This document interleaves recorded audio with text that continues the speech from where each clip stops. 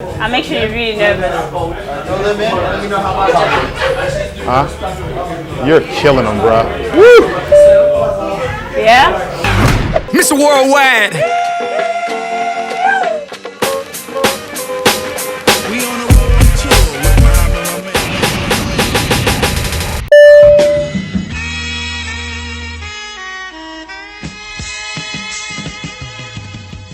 Well, I'm excited for this one. Very, very much. We have on the program today Miss Lerato. Yeah. Yes. How you doing? I am incredible. I'm really good.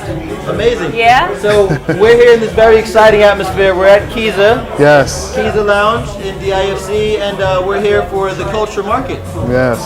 So this is a concept that you started how many years ago? Can you tell us a bit about the Culture Market? I can't wait to hear. Not even years. So this is our second leg.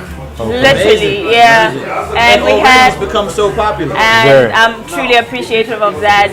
That to me proves that there was a need for it. Definitely. And I'm absolutely glad that like it's this vibrant, it's this lively, and people like you come out and like make it mean something. Right. Because what we're trying to create also is a one-stop shop for like African supplies. Like you need something, come here, quick. Yeah. It seems like it's taken off pretty fast. Was it faster than you expected?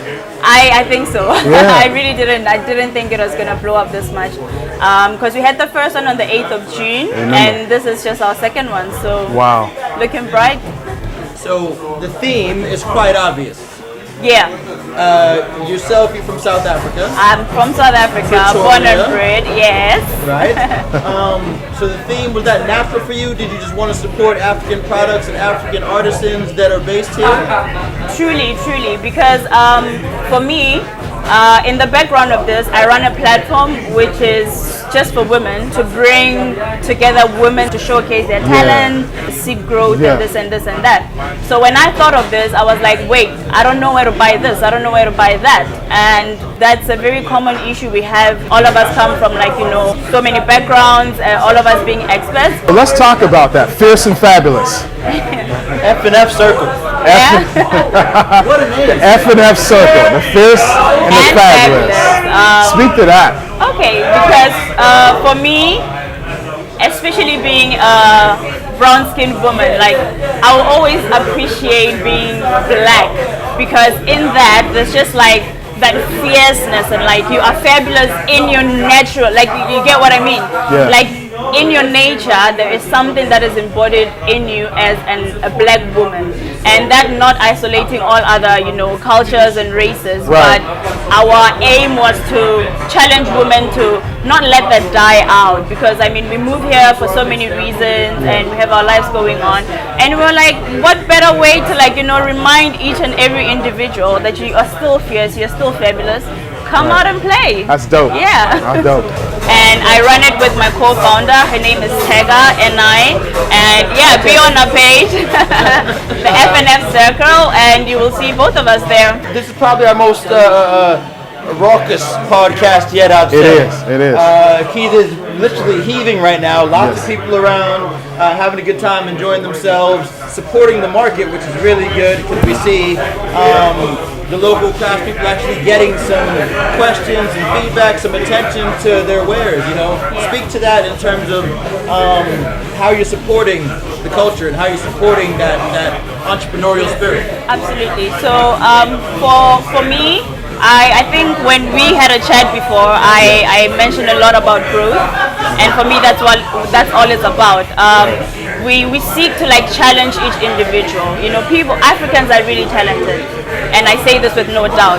I mean, I know you've walked in there and you see the crafts, you see what people create with their hands. Yes. And what we were trying to achieve, or what we aim to achieve with such a platform, such a market, is to say to each individual, you know, don't do that in silence. Right. We are trying to challenge them to come out and be seen. Come out and be seen. You are wonderful on your own.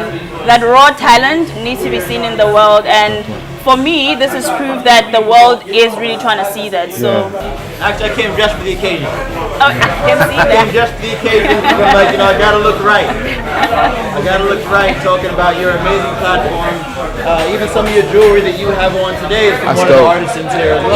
Yeah. My jewelry, my hat, my kimono, the watch itself is by This is a black-owned brand, and all of it. I mean, if I'm gonna walk in a store and buy something like that with my money, it means more if I know that it was created by African hands. You know what I mean. And that to me is something that the world needs to like realize. We need to walk in malls and see like more African stores. We need to like wear it with pride. We need to walk around. We need to be seen, and Hey, speaking of that, this is truly humble. Humble by your appreciation. Exactly that. What you're doing here with the African market is truly practicing what you preach. Because like you said, we need to see that more in malls and stores, but also we shouldn't wait for it. Yeah, so if they're not offering us this space, start somewhere. Then we start it ourselves. We create our own malls. We create our own spaces. Right. There's diversity in the product, but it's like you said, it was handmade. Right? So it's made with care, with love. The quality's there. I was checking for everything. So I have my eyes on a lot of stuff down there. Yeah, and I think one of the greatest things I really appreciate about our vendors is they don't really trying to provide quick solutions to this and this and that. There's an African market. Let me create this. Nah, we have products that have been tested, that are licensed. We have people shipping in material just to create something that seems, very simple and accessible, and that's exactly what we're trying to do. So they do it from the heart, and for us that means a lot. Wow. Yeah. Now we've spoken a lot about your concepts in the market. Tell us a bit about yourself, Lerato. What brought you to Dubai? What made you want to go global? Our whole concept is about people living these diverse lives and stepping outside their comfort zone. So what made you want to go global and do what you do? I want to hear this. Okay, so fun but weird and not a proud fact about me. So I was born and raised in South Africa, and before I moved to the UAE, I literally never left the country. I've never traveled. It's a big country, South Africa. I mean, there's so many cultures. It's very, very diverse. I think that's one of the things South Africa is even known for. So Rainbow Nation. There we go. So we tend to be very comfortable in knowing that we have this and this and that.